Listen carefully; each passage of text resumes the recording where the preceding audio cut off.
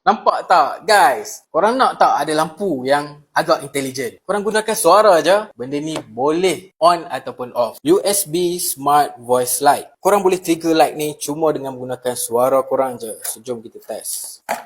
Itu dia guys. Okay, dia cuma bagi benda ni dan juga satu user manual. So guys, benda dia sangat-sangat simple. Simple macam ni je. So, jom kita test. Alright guys, benda ni korang boleh buat lampu tidur korang. Korang just plug je dengan adapter dekat korang punya tempat tidur. Ataupun korang just boleh gunakan plug yang ada USB macam ni. Ataupun masukkan kat power bank, tak kisahlah mana-mana satu pun. So, jom kita try. Okay, bila kita on je, dia dah pun on light ni kan. So, jom kita try voice command. Boleh ke tak boleh? Turn off light. Nampak tak guys? Senang je kan? Masuk bilik tidur, cakap je. Turn on light. Dah senang. Tak payah lagi dah. Kita nak tekan butang on off. Okay lah kan? Lampu dia tak adalah terang mana pun. Tapi cukup lah untuk sekadar untuk korang nak tengok dekat bilik tidur korang tu. Turn off light. Okay guys, kalau korang minat, klik kat beg kuning di bawah.